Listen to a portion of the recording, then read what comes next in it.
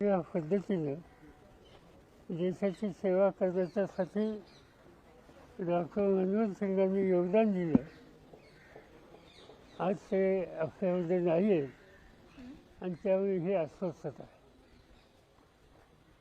मनमोहन सिंग खरं म्हणजे तर त्यांचा फिंड हा राजकारणी नव्हता.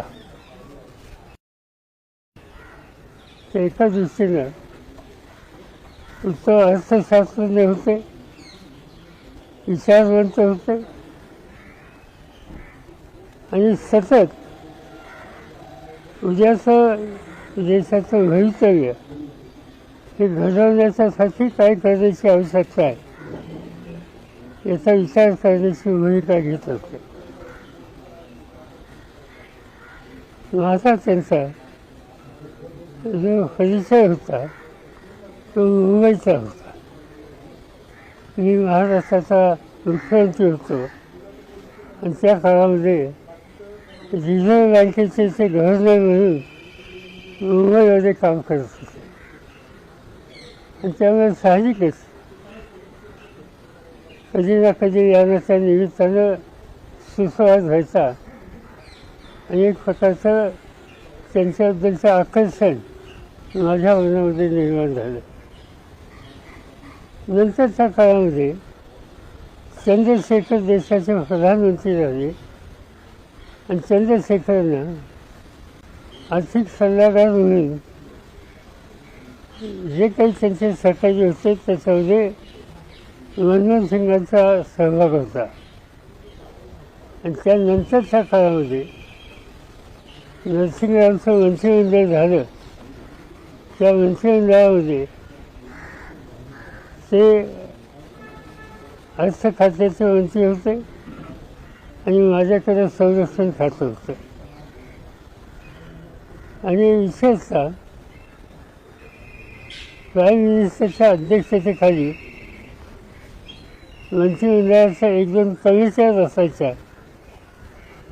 Committee for political affairs, committee for foreign affairs, याच्यामध्ये तेही होतं मी होतो. आणि त्याच्यामध्ये या सगळ्या प्रश्नावर त्यांची स्वच्छ निर्भीड मतं ऐकायची संधी आम्हाला लोकांना मिळत असते. ते मितभाषी होते पण आपल्या भूमिकेची अतिशय पक्की होती. नंतर देशाचा प्रधानमंत्री पदाची जबाबदारी त्यांच्याकडे आल्याच्या नंतर त्या 10 वर्षामध्ये देशाच्या विशेषतः अर्थव्यवस्थेला एक दिशा द्यायचं काम त्यांनी केलं.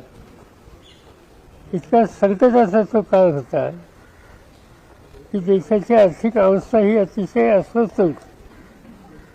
ती सावरायची ही प्रक्रिया नरसिंगरावांच्या काळामध्ये त्यांनी सुरू केली आणि स्वतः प्रधानमंत्री झाल्याच्या नंतर त्याला अधिक भरीव अशा प्रकारचे निर्णय घेऊन त्यांनी त्या संकटातून देशाला बाहेर काढलं.